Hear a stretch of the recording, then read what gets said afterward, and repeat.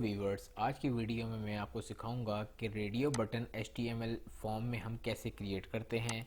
चलें आए इसको अब हम प्रैक्टिकल देखते हैं। ये मैं अपने HTML डॉक्यूमेंट के अंदर आ चुका हूँ और यहाँ पे आप देख सकते हैं मैंने फॉर्म का टैग ओपन किया है और क्लोज़ किया है। इसके अंदर एक एक्शन लिखा हुआ है और एक मेथड लिखा हुआ है। एक्शन जो है हमने फॉर्म सबमिट होने के बाद कहाँ पे अपना पेज को रिडायरेक्ट करवाना होता है एक्शन जो है वो काम करता है। और मेथड हम अपने पोस्ट को जो है ना वो सिक्योर भेजना अगर चाहते हैं तो हम यहाँ पे पोस्ट का टैग यूज़ करते हैं। अगर हमने सिक्योर नहीं करना अपनी फॉर्म को तो हम यहाँ पे गेट का टैग भी यूज़ कर सकते हैं।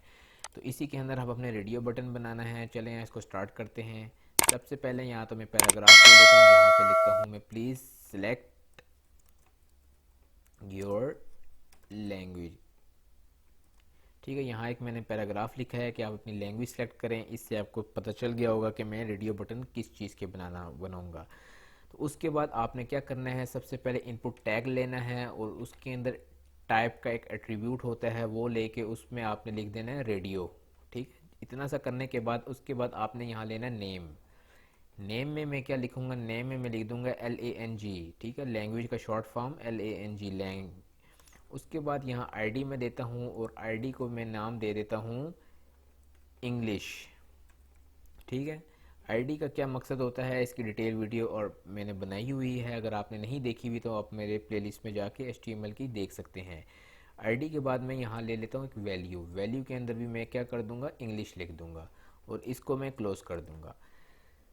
वैल्यू क्या काम करता है, वैल्यू जो है व्यूवर्स, अगर आपने कभी देखा हो आप कोई फॉर्म फिल करते हैं जो कि सबमिट होने के बाद डेटाबेस में आपको एक वैल्यू मिलती है। ठीक है, वैल्यू कौन सी मिलती है, जो यहाँ पे भी मैंने इंग्लिश लिखी है ना, अगर आप ये फॉर्म सबमिट करेंगे तो ये इंग्लिश वैल्यू जो है वो डेटाबेस में स्टोर में सेव हो जाएगी।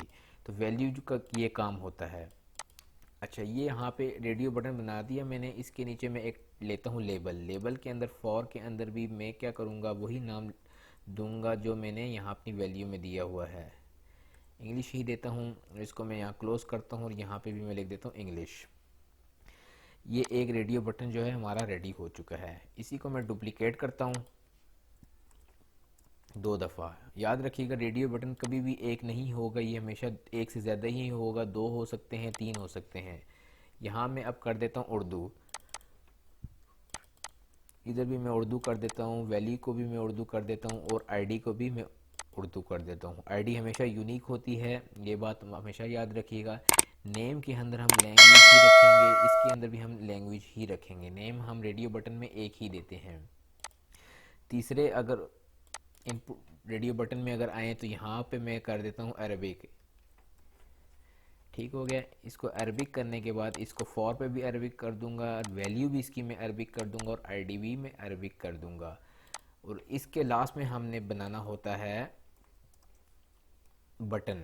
सबमिट बटन बनाना ज़रूरी है क्योंकि जब तक बटन ही नहीं होगा वैल्यू आपकी कभी भी जो है ना वो सबमिट नहीं होगी डेटाबेस के अंदर। तो ये हमारा सबमिट का बटन भी बन चुका है। अब आए इसको फ्रेश करते हैं ब्राउज़र में जाके। अब आप ये देख सकते हैं कि प्लीज़ सेलेक्ट योर लैंग्वेज आ गया।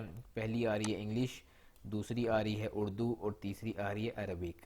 अब इसको मैं इंग्लिश को अगर सिलेक्ट करूँगा तो ये देखें सिलेक्ट हो गई है। अगर मैं उर्दू को करूँगा तो ये आप देख सकते हैं इंग्लिश ऑटोमेटिकली अनचेक हो चुकी है। अगर अरबिक करूँगा तो ये उर्दू ऑटोमेटिकली अनचेक हो चुकी है। उसके बाद आप सबमिट पे क्लिक करें और यहाँ पे फिर आपने एक्शन के अंदर जो भी दिया हुआ होगा वो उस पर वो रिडायरेक्ट कर देगा आफ्टर सबमिट पे क्लिक करने के बाद।